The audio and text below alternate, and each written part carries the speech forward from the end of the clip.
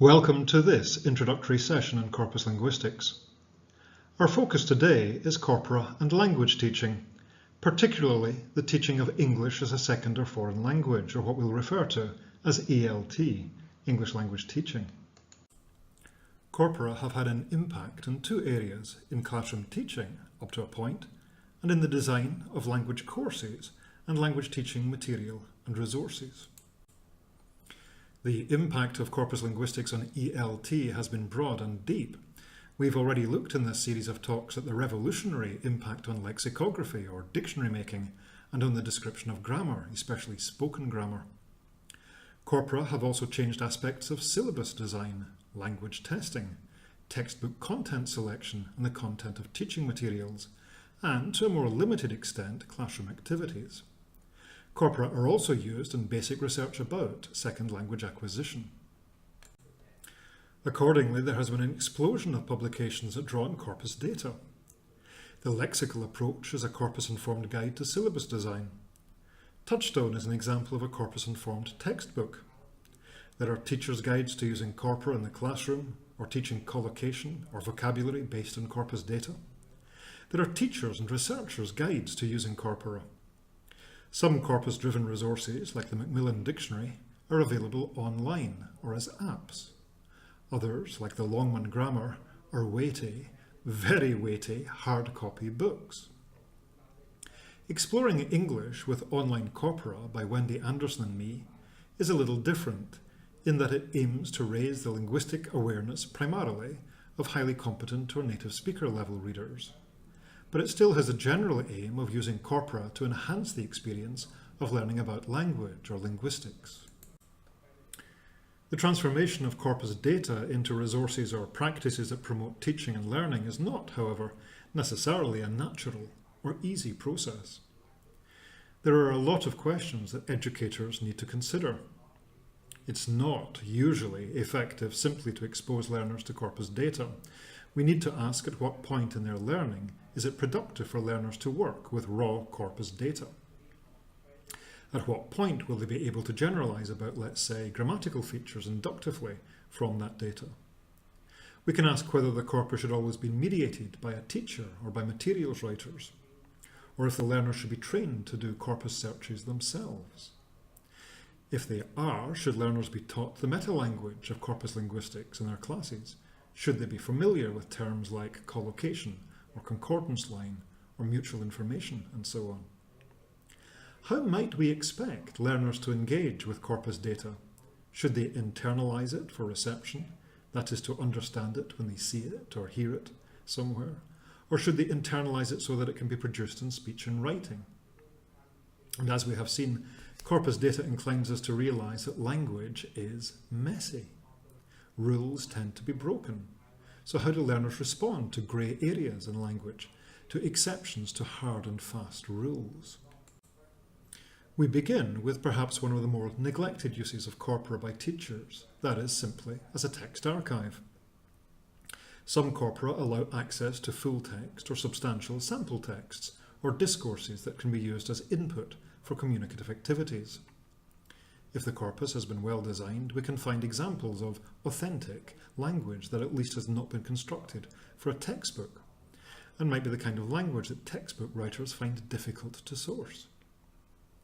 Once you have selected your input, you can design a task along the lines suggested by David Noonan in his 1989 book, Designing Tasks for the Communicative Classroom. In his guide, he describes tasks as having some kind of learning goal, some input and an activity that is designed to achieve the learning goal. Learners assume certain classroom roles during the activity. The teacher does too. And settings might be individual work, pair work, group work, or whole class activities. For example, the Scots corpus is a very good source of conversational storytelling. And let's say that you wish to focus on this kind of communicative activity in your class. A lesson outline based on the corpus data might look something like this. The goal would be to practice storytelling and conversation. The input would be a recording or recordings from the Scots corpus. The activity would be first of all to predict story structure, then to listen to a conversational story from the corpus as a kind of model. The students would attend to useful language and then revise their own story accordingly, perhaps incorporating some of the language from the model. The learner role would be to anticipate and then to listen to and attend to the story and then revise. The teacher's role would be to set up and monitor the task and then to indicate the useful language if necessary. And the setting in this case would be pair work. For example, let's look at something from the Scots corpus that's worked well for me in classes in the past. The listening activity is part of an interaction between a parent and a child in which a young boy is explaining to his father how the cartoon superhero Spiderman became Spiderman. The teacher can ask the learners to role-play in such a dialogue before listening to the Corpus version. Okay, so I was wondering if maybe you could tell me about how Spiderman became Spiderman. So this guy called Peter Parker was in a police and officer Crookshanks, and there's a spider, radioactive spider. Ooh. And it climbed up Peter Parker and it bit him, and then he was poisoned by that spider, and he was turning into a spider himself with a human head. Oh, so he had a spider's body and a human head? Yeah. Ooh. So how did he become Spider-Man that's not got the spider's body? And it was actually a dream, and he walked onto the road and a car was coming for him, and he jumped and he was sticking to the wall. Really? And he noticed he had superpowers, so he called himself Spider-Man. Here is the first part of the story. The father solicits the story from the child using quite a lot of hedged language, like, "I was wondering if maybe." When the child starts his story, the father supports with minimal response tokens like and "oh," showing surprise. As the child tells the story, he begins to diverge from the usual plot. Peter Parker turns into a spider in the child's story. The father checks this by repeating part of the child's turn. The child continues with his version of the story. Peter Parker has a spider's body and a human head. Again, the father checks the child's version by repeating it with question intonation. The child confirms his story and the father probes further. At this point, the child rather cleverly backtracks by saying that it was a dream and shifts to a new scenario whereby Peter Parker steps onto the road in the path of an oncoming car. The father again expresses surprise with a minimal response token.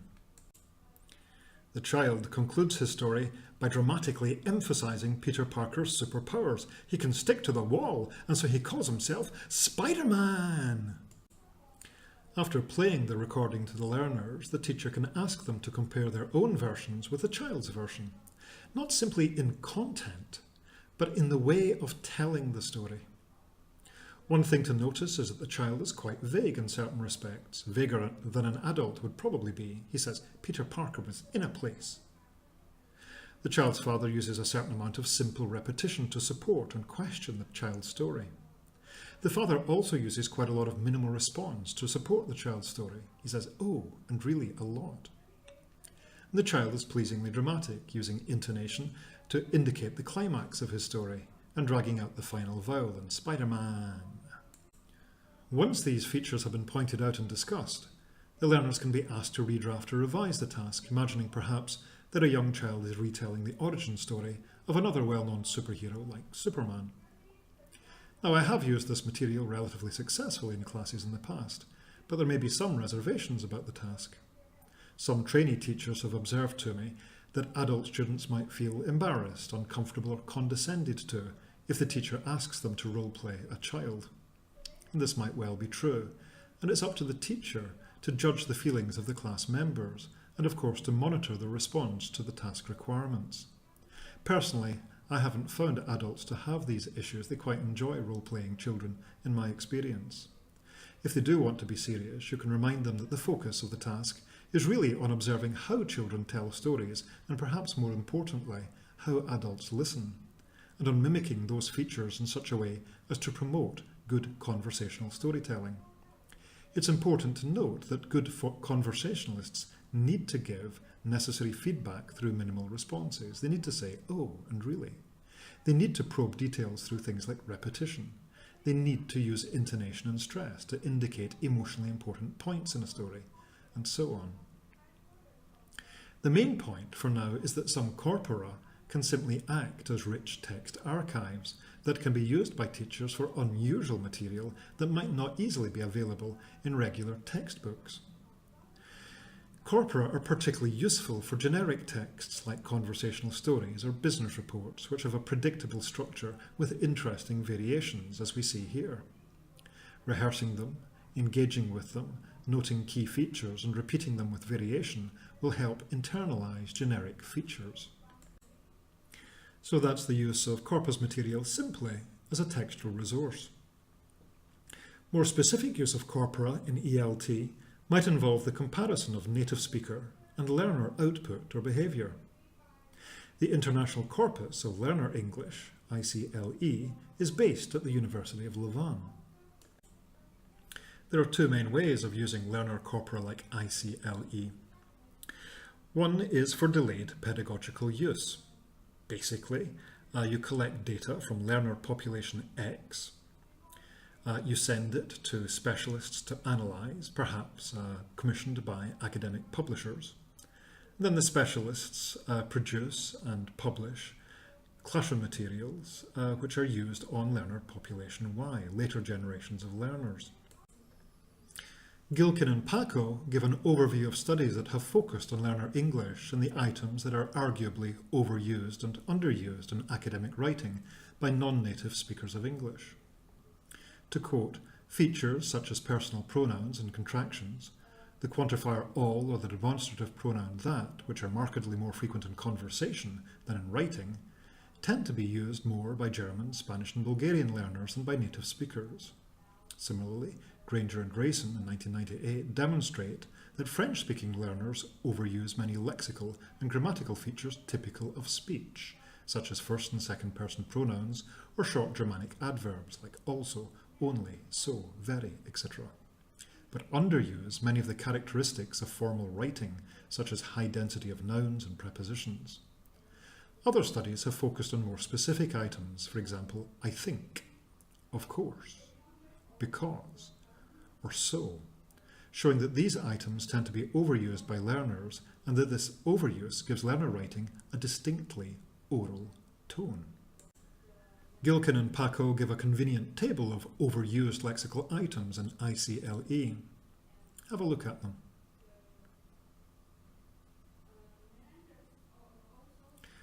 One thing you might want to reflect upon, whether you're a native or a non-native speaker of English, is how you use these expressions in your own writing. Are you aware of norms of usage in academic writing? Gilkin and Paco again give a chart of the relative frequency of one of these items, maybe, in published academic writing, native speaker student writing, second language learner writing, and speech. It's an interesting chart to reflect on. Second language learners and native speaker students are both more likely to use maybe more frequently than it occurs in published academic writing.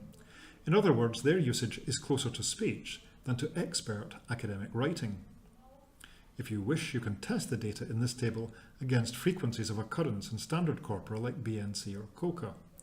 You can look, for example, at the frequency of maybe in the spoken and the academic registers. We can ask the reasonable question of why oral features like maybe are overused by certain writers, namely native-speaking students and second language learners. Gilkin and Paco come to this conclusion, quote, "The examination of academic essays produced by native students brings to light an explanation for the spoken-like nature of learner writing, namely the influence of developmental factors. We, Gilkin and Paco, compared the ICLE data with data from the Louvain Corpus of Native English Essays, Loch Ness, which contains about 300,000 words of academic writing produced by British and American students. and came to the conclusion that novice writers tend to use spoken features regardless of whether English is their mother tongue or not. Thus figure 4, the chart on the previous slide, which gives the frequency of maybe in 4 varieties of English, academic writing, student writing, learner writing and speech, shows that native students also have a tendency to overuse the spoken-like adverb, although it's slightly less marked than among EFL learners. Register confusion, therefore, seems to be as much a part of the process of acquiring a foreign language as it is part of the process of becoming an expert writer." Unquote. Now, I think this interpretation of the corpus data supports the observations made by many of us who have assessed and graded native speaker and non-native speaker student essays. There are differences, but also similarities in the departures by both groups from the norms adhered to by expert academic writers. Now, the kind of corpus-based research illustrated by Gilkin and Paco here has had a delayed pedagogical impact on EFL resources like learner dictionaries.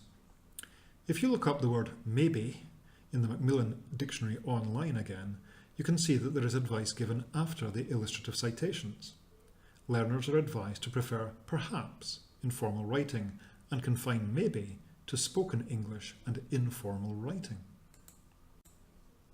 So that's one use of learner corpora, to gather data about the spoken or written usage of one group of learners, analyse it and perhaps compare it to different types of native speaker corpora, for example, developmental and expert corpora. You then draw insights that you build into your course design, your textbooks or your reference materials for later groups of learners. A more immediate use of learner corpora is to benefit the learners from whom the corpus data is gathered. That's what we see on this slide. The teacher collects and analyses data from a group of learners and then applies it to teaching materials for that group and also for later groups. This is obviously a much less labour-intensive, perhaps less sophisticated approach to data collection and analysis than we've considered so far. It's much more like action research, but it can be very useful. To illustrate the immediate use of learner corpora, a few years ago I collected the essays by about 20 of my MA students in my Corpus Linguistics course here at the University of Macau. The students had been writing an assignment about corpus-based studies of idioms in English. The essays were submitted to me electronically as Word files.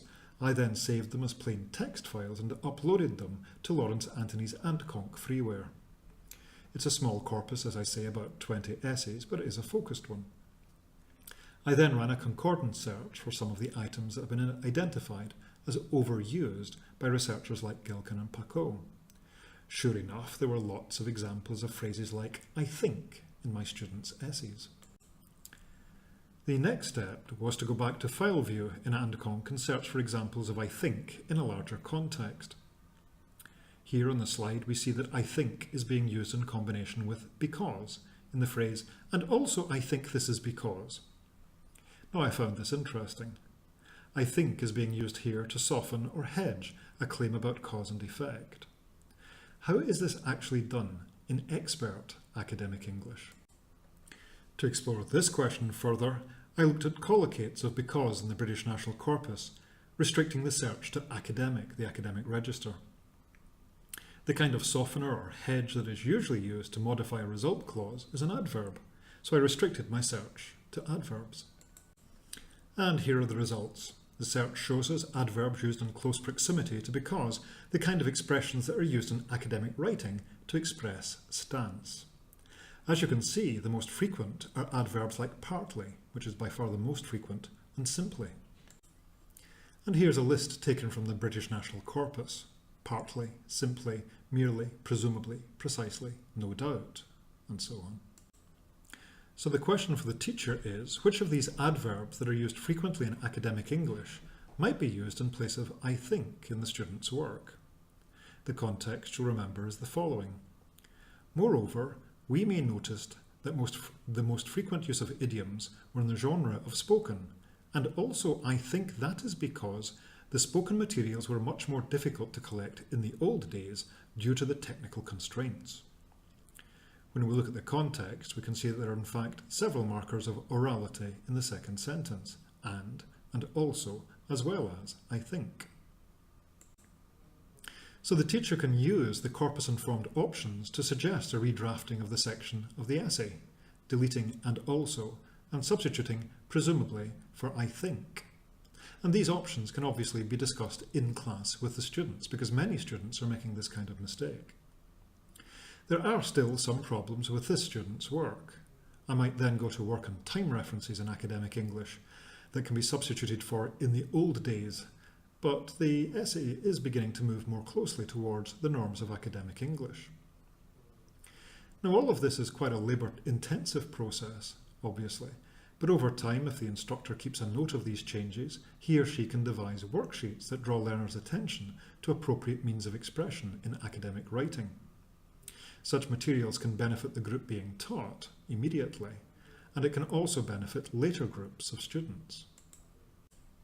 So, the take-home messages from this session are that corpus-based linguistics has had an enormous impact on learner dictionaries and grammar books.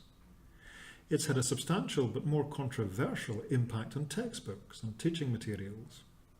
Norms, after all, are an ideological construct, and one lively point for discussion that we haven't really had time to go into here is the status of lingua franca norms with respect to native speaker norms, as they're both embodied in corpora. Corpus-based linguistics has had a lesser impact directly on classroom activities so far, partly or presumably because computers are not available in all classrooms yet, even given the smartphone revolution. It's difficult to convert corpus-derived information directly into learning activities. If a learner searches a corpus, they don't necessarily internalise the language that they're exploring. And corpora can even give learners and teachers too much information. There are many grey areas in normative usage, and the development of teaching materials from corpus searches takes time and energy and dedication. But the application of corpora to language education is now a massive academic and pedagogical enterprise. Among the many books and articles in the subject are those listed here. Again, this particular session is based partly in the discussion in Exploring English with Online Corpora, the second edition written by Wendy Anderson and me. The other articles and books listed here have also contributed substantially to the content of this presentation. Thanks, as ever, for watching.